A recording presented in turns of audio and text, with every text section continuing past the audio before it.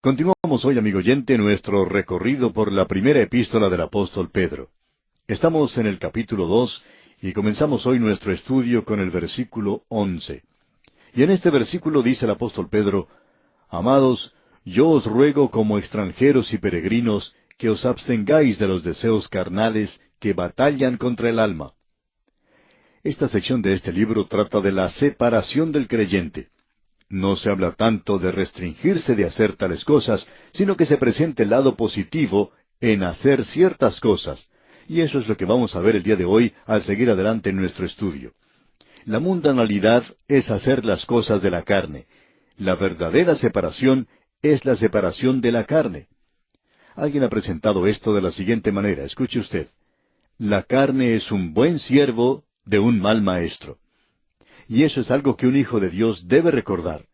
No solo debe restringirse de hacer eso, porque va a ir a juicio algún día, sino que en realidad lo debe hacer por la razón de que estas cosas destruirán su testimonio en lo que al mundo se refiere. Esto es algo muy importante para el creyente. El apóstol Pablo dijo la misma cosa prácticamente a los creyentes de Éfeso. Y ahora Pedro le dice a su propio pueblo, a aquellos que estaban esparcidos, él les dice: vosotros que en otro tiempo no erais pueblo. Es decir, ellos habían rechazado a Dios y Dios les había rechazado a ellos. Ahora Dios está haciendo algo nuevo. Y ahora el pueblo de Dios, que no había obtenido misericordia, puede obtener misericordia. Eso lo podemos apreciar leyendo el versículo 10 de este mismo capítulo 2. Ahora, siguiendo adelante, vemos que el versículo 12 de este capítulo 2 de la primera epístola del apóstol Pedro dice: manteniendo buena vuestra manera de vivir entre los gentiles, para que en lo que murmuran de vosotros como de malhechores, glorifiquen a Dios en el día de la visitación, al considerar vuestras buenas obras. Esto es lo que queremos decir cuando hablamos de una verdadera separación hoy, y decimos que no es una así llamada posición piadosa que uno toma y que se restringe de hacer cosas mundanas. Los creyentes que están en el mundo de los negocios, y la mayoría de nosotros, tenemos que tener contacto con el mundo de los negocios. Tenemos que mostrar las alabanzas de Dios por medio de nuestra honradez. Y así es como podemos testificar ante el mundo. Ahora los versículos 13 y 14 dicen: por causa del Señor, someteos a toda institución humana, ya sea al rey como a superior, ya a los gobernadores, como por él enviados para castigo de los malhechores y alabanza de los que hacen bien. Nerón recién había llegado al trono de Roma. Él era el nuevo emperador. Y aún así, aquí Pedro está diciendo que uno debe obedecer a aquellos que son gobernadores supremos y que debemos obedecer las ordenanzas que ha establecido el hombre. El imperio romano se jactaba de haberle dado justicia al hombre. Por supuesto que era como cualquier otro gobierno en el mundo, aun los de nuestros propios días. Se habla mucho hoy en cuanto a que el hombre tiene una justa participación en todo. Bueno, amigo oyente, eso no es cierto. Veamos la realidad. Si usted tiene dinero para comprar a un buen abogado, si usted es lo suficientemente vivo como para evadir la ley, entonces puede evadirla. Sin embargo, es el hombre pobre el que tiene problemas con la ley. ¿Y qué podemos decir en cuanto al creyente hoy? Bueno, usted debe obedecer la ley. Los romanos decían que sus leyes eran justas, pero no era así. Ellos crucificaron a Cristo. Ellos fueron los que persiguieron a los creyentes primitivos. Ellos se jactaban abiertamente en cuanto a la justicia. Y hoy escuchamos tanto hablar de libertad de prensa, pero se dice muy poco en cuanto a la libertad de religión. Amigo oyente, la religión hoy está siendo oprimida, aunque no abiertamente. Y cuando decimos religión, nos estamos refiriendo a la predicación de la palabra de Dios. ¿Qué es lo que debemos hacer nosotros? ¿Rebelarnos contra el gobierno? ¿No debemos obedecer? No, amigo oyente, debemos someternos a la institución humana. Y en el versículo 15 continúa Pedro diciendo: porque esta es la voluntad de Dios, que haciendo bien, hagáis callar la ignorancia de los hombres insensatos. Así es que, por medio de la vida que usted vive, amigo oyente, cuando usted se somete a los gobiernos y a aquellos que están en autoridad, nuevamente usted está revelando las alabanzas de Dios en su vida. Puede que usted no quiera aceptar esa multa por una infracción de tráfico. Nunca es algo que cause mucha alegría. Sin embargo, debemos obedecer la ley, y por esa razón estamos dando un testimonio. Ahora veamos lo que él va a tratar aquí en los versículos 16 y 17 en cuanto a nuestra relación con los demás. Leamos el versículo 16. Como libres, pero no como los que tienen la libertad como pretexto para hacer lo malo, sino como siervos de Dios. Usted y yo en este día, amigo oyente, tenemos una libertad en Cristo que el hombre de afuera en realidad no tiene. Nosotros tenemos una libertad maravillosa en Cristo. Pero ¿qué podemos decir del hombre de afuera? Creemos firmemente que nosotros podemos ir a lugares y ver cosas que la persona común no puede hacer. Y eso es exactamente lo que queremos decir. Debemos decir que no creemos que eso nos pueda molestar para nada. Pero, amigo oyente, no queremos usar eso como algo que pueda herir a alguna otra persona. Actuaríamos maliciosamente si hiciéramos algo así. Debemos recordar que somos libres. Sin embargo, somos siervos de Dios. Y en el versículo 17 continúa Pedro diciendo, honrad a todos, amad a los hermanos, temed a Dios, honrad al Rey. Ahora veamos esto. Honrad a todos. Debemos respetar a todas las demás personas. Los creyentes deben recordar eso. Luego, dice Pedro, amad a los hermanos. Debemos respetar y honrar a todos los hombres, no sencillamente amarles, porque algunos de ellos en realidad no se puede amar, pero sí tenemos que amar a los hermanos. Tenemos que amar a los hermanos, a los creyentes. Y luego dice Pedro, temed a Dios. Debemos revelar eso en nuestras propias vidas. Y cierra este versículo Pedro diciendo, honrad al Rey. No importa quién ocupe el cargo presidencial, y hablamos honradamente, amigo oyente, y podemos decir que nunca hemos votado por un presidente que en realidad queríamos. Uno siempre vota en contra del otro candidato, por supuesto, pero aún así, si el otro hubiera ganado, como ocurre la mayoría de las veces, debemos confesar que nunca hemos llegado a conocer a un presidente que, según nuestra opinión, sea realmente capaz, un hombre de verdadera habilidad, y no interesa de qué partido político sea esa persona. Aquí no estamos discutiendo política en realidad.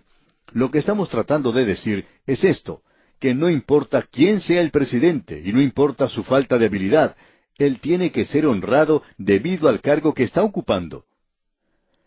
Ahora el versículo 18 dice, criados, estad sujetos con todo respeto a vuestros amos, no solamente a los buenos y afables, sino también a los difíciles de soportar. Recibimos muchas cartas de personas que están trabajando para un creyente y recibimos cartas de empleados que nos dicen lo maravilloso que es trabajar para una persona así. Pero ¿qué podemos decir en cuanto a una persona que no teme a Dios? Bueno, nuevamente usted tiene que someterse a Él si va a trabajar para Él. Y mientras esa persona le pida a usted que haga aquello que es legítimo, aquello que está correcto hacer, entonces usted tiene que hacerlo. Esta palabra sujeto aquí, que se menciona en este versículo 18, también la vamos a ver en el próximo capítulo, hablando de otro tema. Tiene que ver con la libertad de elección. Es más bien como estar dispuestos a someternos, algo que se hace voluntariamente, no porque uno piense que esa otra persona es una gran persona, sino porque usted lo está haciendo como testimonio para Cristo. Ahora los versículos 19 y 20 dicen, porque esto merece aprobación, si alguno a causa de la conciencia delante de Dios sufre molestias padeciendo injustamente. Porque ¿qué gloria es si pecando sois abofeteados y lo soportáis?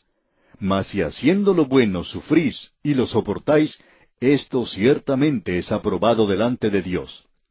Es decir, si hoy usted está teniendo problemas y dificultades porque cometió alguna tontería, entonces sufre por su propia culpa. Cierto hombre de negocios dijo en una ocasión que había cometido una tontería. Había invertido todo su dinero en la bolsa de valores y que había perdido todo lo que tenía. Él tuvo que declararse en quiebra. Pero todo lo que él estaba padeciendo era debido a su propia culpa. Ahora aquí dice, mas si haciendo lo bueno sufrís y lo soportáis, esto ciertamente es aprobado delante de Dios. Hay muchas personas que cuando cometen alguna tontería se vuelven de pronto muy humildes. Ahora Dios sabe que eso no es honesto ni honrado. El Señor conoce su corazón, amigo oyente. Pero si usted ha hecho lo mejor que puede y aún así tiene problemas y dificultades, usted lo soporta pacientemente, entonces Dios reconoce eso. Ahora el versículo 21 comienza diciendo, pues para esto fuisteis llamados. Pedro no avanza mucho, sin volver a decirnos algo en cuanto al Señor Jesucristo, y aquí tenemos los sufrimientos de Cristo. Estos sirven de incentivo para el creyente. En realidad son un ejemplo, y eso es lo que Simón Pedro dice exactamente. Leamos los versículos 21 y 22 ahora. Pues para esto fuisteis llamados, porque también Cristo padeció por nosotros, dejándonos ejemplo para que sigáis sus pisadas, el cual no hizo pecado, ni se halló engaño en su boca. Es necesario dividir o separar los sufrimientos que padeció el Señor Jesucristo. Algunos de ellos los sufrió como un ser humano aquí en la tierra, cuando Él llegó a ser un hombre. Él sufrió, por ejemplo, por amor a la justicia. Y ese es el sufrimiento por el pecado del mundo. Ahora, cuando Él sufrió por el pecado del mundo, eso no es un ejemplo para nosotros. Esa es nuestra redención. Eso es lo que tenemos que aceptar y creer. Pero cuando Él anduvo por este mundo, Él estuvo 30 años sin que la gente le conociera. Nos imaginamos que nadie, con excepción de aquellos que vivían, por supuesto, cerca de Él en Nazaret, sabían algo en cuanto a Él. Ahora, a la edad de 30 años, Él comenzó a actuar públicamente. Estamos seguros que Él había sufrido en Nazaret. Creemos que el salmista nos habla de una manera muy clara de que Él sufrió cuando comenzó su ministerio. Pero Él sufrió por amor a la justicia. Usted y yo vamos a sufrir. Y Él nos dejó un ejemplo que seguir. Pero notemos lo que nos dice aquí el versículo 23 de este capítulo 2 de la primera epístola del apóstol Pedro. Quien cuando le maldecían, no respondía con maldición. Cuando padecía, no amenazaba, sino encomendaba la causa al que juzga justamente. Él dejó que el Señor arreglara las cosas. El apóstol Pablo, escribiendo a los romanos, les dice allá en el capítulo 12 de su epístola, versículo 19, «No os venguéis vosotros mismos, amados míos, sino dejad lugar a la ira de Dios, porque escrito está, mía es la venganza, yo pagaré, dice el Señor». Debemos, amigo oyente, dejar que Dios se haga cargo de esas cosas, y Él lo hará. Luego vemos que Él está sufriendo por los pecados del mundo, y el versículo 24 dice, «Quien llevó Él mismo nuestros pecados en su cuerpo sobre el madero, para que nosotros, estando muertos a los pecados, vivamos a la justicia, y por cuya herida fuisteis sanados». Ahora, Él no es un ejemplo para nosotros en esto. Usted y yo no podemos sufrir por nuestros propios pecados. Tampoco podemos hacerlo por los pecados del mundo. Pero Él ahora está hablando en cuanto a la redención. Quien llevó Él mismo nuestros pecados en su cuerpo sobre el madero, para que nosotros, estando muertos a los pecados, vivamos a la justicia, y por cuya herida fuisteis sanados. ¿Sanados de qué? Hemos notado que esos sanadores de fe nunca utilizan este versículo, y tienen razón para no hacerlo, porque es muy evidente de lo que Él está hablando aquí. Él dice que nosotros estamos muertos en pecados. Estábamos completamente muertos, y nosotros debemos vivir para la justicia, por cuya herida fuisteis sanados. Ahora, ¿sanados de qué? De los pecados, amigo oyente. Él vino a ser un gran sanador, y estamos de acuerdo con eso. Pero el gran sanador sana el pecado, y no hay ningún médico humano que pueda tratar un problema así. Ahora el versículo 25 dice, «Porque vosotros erais como ovejas descarriadas, pero ahora habéis vuelto al pastor y obispo de vuestras almas». Como podemos apreciar, amigo oyente, el sufrimiento de Cristo es en realidad el tema de la última parte de este capítulo 2 de la primera epístola del apóstol Pedro. Ese sufrimiento fue un sufrimiento vicario y nos dejó un ejemplo. Él también sufrió por nuestros pecados. Él sufrió vicariamente una muerte sustitutiva por nuestros pecados. Dice, «por cuya herida fuisteis sanados». Esa es una cita de Isaías capítulo 53, y nos revela que Isaías no está hablando aquí de una sanidad física, sino de aquello que es mucho más importante, el ser sanado de los pecados. Ahora, al concluir este capítulo 2 de esta primera epístola del apóstol Pedro, podemos notar que la humanidad, formada por los perdidos y los salvados, es llamada ovejas. Debemos notar eso. «Porque vosotros erais como ovejas descarriadas». Todos nosotros nos descarriamos como ovejas, cada uno se apartó por su camino, mas el Señor cargó en Él el pecado de todos nosotros. Y llegamos ahora al capítulo 3 de esta primera epístola del apóstol Pedro, y aquí vemos que el sufrimiento también produce conducta, también produce separación, ya hemos visto eso, pero ahora produce conducta, la conducta de los creyentes. Ahora, la conducta se manifiesta en dos formas diferentes para el creyente. Es la conducta en el hogar y la conducta en la iglesia. En los primeros 7 versículos tenemos la conducta en el hogar. Y el versículo 1 se une muy bien con el capítulo 2, donde estábamos hablando en cuanto a la separación. Y la separación y la conducta son unidas y mezcladas aquí, porque él comienza este capítulo 3 de la siguiente manera. Asimismo vosotras, mujeres, estad sujetas a vuestros maridos, para que también los que no creen a la palabra sean ganados sin palabra por la conducta de sus esposas. Allá en la epístola a los Efesios encontramos el tema o la posición de la mujer o de la esposa en el hogar. Pero allí se habla del hogar cristiano, no solo del hogar cristiano, sino también donde había creyentes llenos del Espíritu. Usted recuerda que esa sección completa, ya en el capítulo 5 de la epístola a los Efesios, comenzaba diciendo, «Antes bien, sed llenos del Espíritu». ¿Y qué es lo que debemos hacer? Bueno, una de las cosas que se menciona es esta: las casadas estén sujetas a sus propios maridos como al Señor. Allí el esposo tiene que amar a la esposa como Cristo amó a la iglesia y se entregó a sí mismo por ella. Ahora, aquí estamos hablando en cuanto a un hogar cristiano donde la esposa y el esposo son creyentes, y son creyentes llenos del Espíritu Santo. Y ahora, la relación que tenemos es la de un hombre que ama a su esposa y está dispuesto a morir por ella. Ahora, por razón de orden en cualquier lugar, tiene que haber alguien que sea el líder, tiene que haber una persona que sea la cabeza de ese lugar. Y esto ha sido dado al esposo. Cuando se le dice a la esposa que tiene que someterse o estar sujeta a su marido, no es como la obediencia de un hijo. Hay muchos hombres que piensan que cuando se casan, la esposa llega a ser como su primer hijo. Ella tiene que obedecerle a él como le tiene que obedecer un hijo. Pero amigo oyente, eso no es cierto. Eso no es lo que indica. Y como ya hemos sugerido anteriormente, es una sumisión, y esto tiene que ver con aquello que se hace voluntariamente. Esté dispuesta a someterse. Este hombre le ama, y usted tiene que someterse a él. Ahora existe una palabra mejor que esa, y decimos que es mejor porque tiene más significado. La mujer tiene que responder a ese hombre. Si él viene ante usted, amiga oyente, y es un esposo creyente, y le abraza y le dice, yo te amo más que a cualquier otra cosa, bueno, entonces no hay nada malo en que la esposa le mire tiernamente y le diga, yo también te amo. Pero supongamos que es un matrimonio donde la mujer está casada con un hombre que no es creyente. Para comenzar, tenemos que decir que ella no debería haberse casado con él si así eran las cosas antes. Cualquier mujer o cualquier hombre tendrá problemas cuando se casa con una persona que no es creyente. La Biblia nos enseña que no debemos unirnos en un yugo desigual.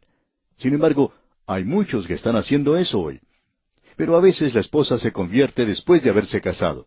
A veces es el esposo el que se convierte. Ahora, ¿cuál debe ser la posición de la esposa en ese caso? ¿Tiene que ser la misma que sería si el esposo fuera un creyente? Bueno, vamos a dejar la respuesta a esta pregunta para nuestro próximo programa, Dios mediante.